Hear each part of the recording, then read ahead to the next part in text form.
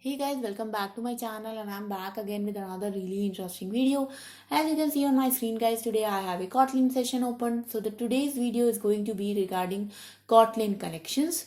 Today we'll discuss about list and hash maps in a bit of detail. Before I start the video guys, I just want to request you to do subscribe to my channel, hit the bell icon for future notifications. If you have any questions, comments, suggestions for me, write down in the comment section below. I'm definitely gonna address them. In the end guys, give this video a big thumbs up, share it with your friends as well. Now without making any further delay, let's get started. So guys, the first thing which we are going to learn today is a little bit more about the list of Kotlin. So let's first quickly create a list. So val list becomes equals to list of, let me add some integers here, 1 2 3 4, and control enter. You can see that now my list object is created. If I just write list, and you can see that all the elements of the list are here. So with list guys, there are lot of other functions which are provided to you. So one of the function is, for example, called as reversed. So if I do list.reverse guys, I will get another list object with the elements in a reverse order. Another function called as sum.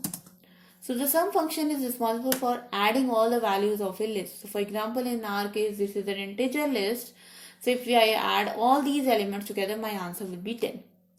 One thing to note about list is guys, these functions are actually available in all types of list. Okay, regardless of it is a string list, if it's an integer list, it's a mutable list or an immutable list, these functions are available in all types of list. But it depends upon the runtime if that function actually gets executed or not, or will it give an error.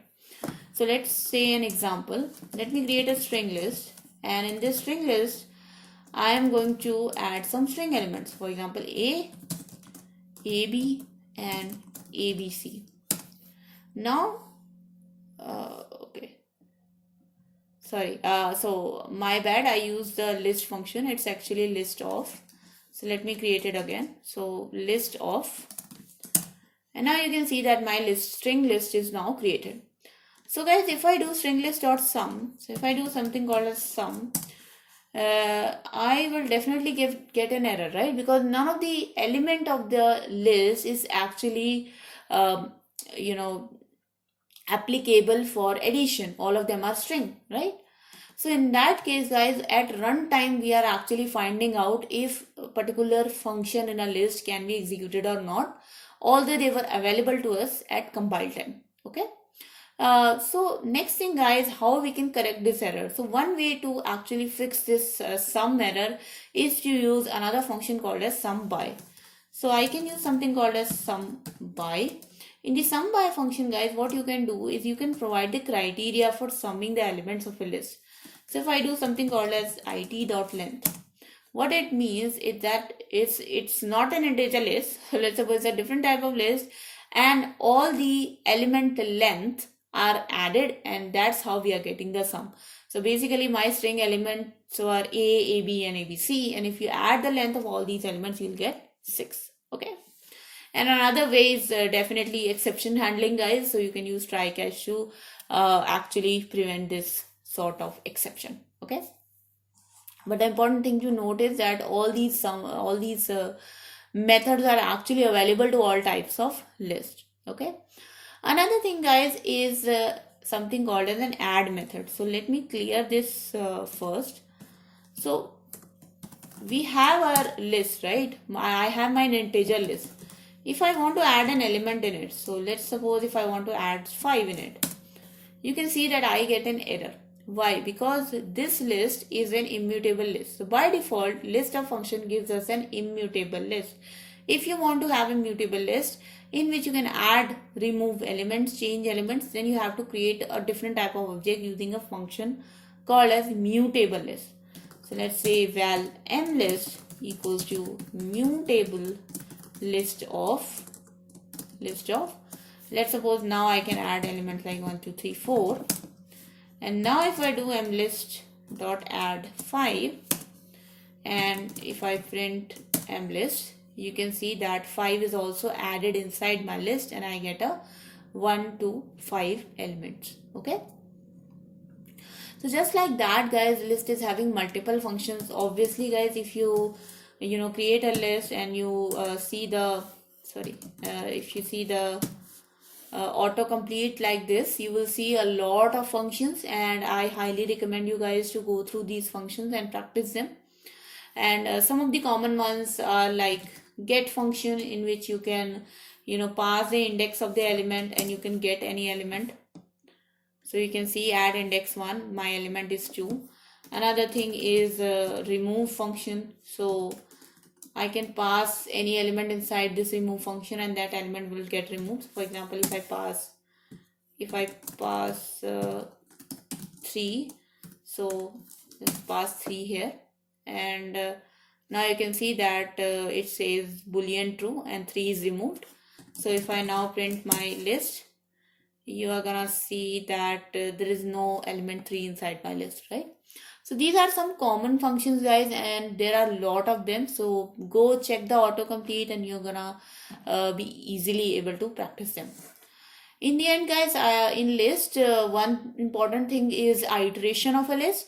So for example, if you want to iterate over the elements of a list, you can do something called as element in mlist dot iterator. So this iterator function is available in all types of lists. It doesn't really matter if it has to be mutable or immutable, because it is present in all of them.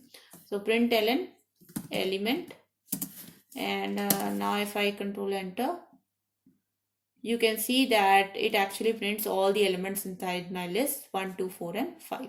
Okay, so let's clear this, guys, and I hope the list is now clear to you and you know the difference between mutable and immutable. And now the next part to know more about is called as hash maps. Okay, so let me create a hash map here. So we all know that hash map is a key value pair. So all we have to do is use a function called as hash map of pass the key to the value.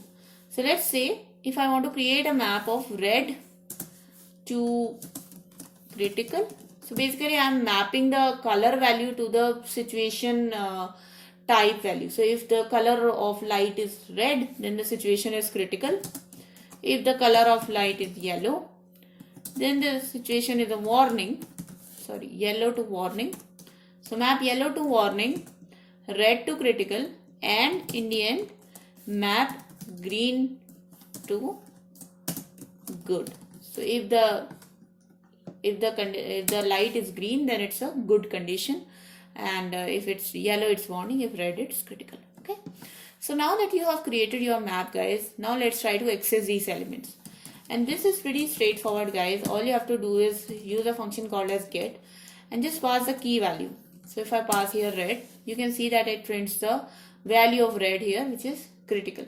Another way to use that is square bracket. So color map square bracket red, and you can see that I'm getting the same value again, because square brackets works exactly same as that of the get function.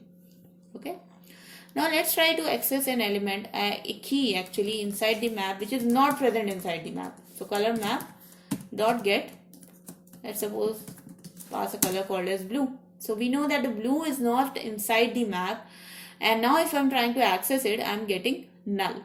So that's the thing, guys. If you are trying to access a key which is not present inside the map, you are going to by default get null value. Let's suppose I don't want null values. I want a different default value because I want to avoid, let's suppose, null pointer exceptions, right? So if I want to get a different default value, if an element is not present, I can use a function called as get or default. So color map dot get or default. And in this function, guys, we actually pass two arguments. First is definitely the key, and second is the default value. So let's say the default value is this color is not found, and you can see that I am getting a value critical here because red is found. But if suppose I'll pass here a color called as blue, then it prints this color is not found. Okay. Now another thing, guys, if I don't just want to get the default value, I actually want to execute some code when a particular color is not present inside the color map. Let's suppose I want to I want to add a logger that if this color is not present, log something and then return the default value. In that case, I can use something called as get or else. So color map dot get or else. So in the get or else, guys, what you can do, you can pass the key here. So let's suppose the key is blue, because obviously blue is not present here. And then you can do something called as these square brackets. So in the in these curly braces. In these curly braces, you can first add the log lines. So println log some error occurred, and then just return the default value. So the default value was this color is not found. This is the default value. So you can see that as I executed this code, first the log line was printed, that is some error occurred, and then finally this get or else returned me the default value, which was this color is not found. So if you want to execute multiple lines of code, use get or else. If you just want the default value, use get or default. So it basically depends upon you. So now let's clear this code, guys. Let me print the color map again. So you can see, guys, that color map is a hash map, right? And definitely, guys, it is an immutable hash map. But does it mean that you cannot add any element or you cannot delete any element from it? So let's try that. So if I want to now add the configuration for blue, so let's suppose blue means not critical, warning or good. Blue means neutral. So it's not good also, it's not a critical also, it's kind of neutral, right? Now if I try to print the color map, you can see that blue is added. So even though it was a immutable map, still I am able to add values. And if I want to, let's suppose, remove the value, if I want to remove yellow, and now if I print the color map, you can see that yellow is removed as well. So now there is only red, green and blue. Okay. So how is that possible?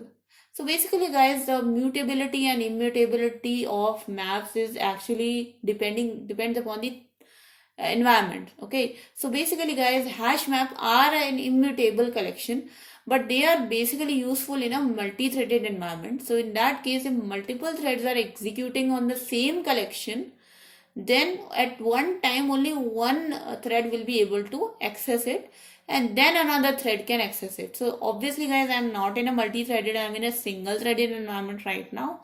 So I won't be able to display it to you, but in actuality, this is how it's working. So if you have multi-threaded environment in which multiple threads are trying to execute, trying to change color map, then it will not be possible, because color map can only be accessed by one thread at a time. Okay. So in other words, I can say that it is a thread safe collection. But you can create a mutable collection as well. For example, I can create something called as m hash map equals to mutable hash map, mutable map of, and in this mutable map of, you can pass the key value pairs. For example, Lily is mapped to flower, and let's suppose cactus is mapped to plant. So cactus is a type of plant, but lily is a type of flower. Okay. So now if I try to, add some element into it, so put rose and flower, and let me print the value of map. You can see that I'm getting three values here: lily, cactus and rose. Okay. Same thing, you will be able to remove the elements as well. So remove, let's suppose if I want to remove lily, and it's not removed, it's remove raw hash map dot remove lily, and you can see that it is now removed. If you try to print the hash map again, you will see only two elements. Okay. So basically, guys, that's about mutable maps, and that's about simple hash maps, mutable list and simple list. That was all about this video, guys. I hope this short and sweet topic is a bit clear to you, and I recommend you guys to go through all the autocomplete functions, practice in your Kotlin environment as well, just to make them more clear. In the end, guys, I just want to request you again to do subscribe to my channel, hit the bell icon for future notifications, and if you like this video, guys, then please do hit the like button on it, share it with your friends as well. Write down in the comment section below what you liked about the video, what you want me to do next. Any suggestions, any feedback is welcome, and I'll see you guys next time. Thank you so much for watching. Until then, bye bye.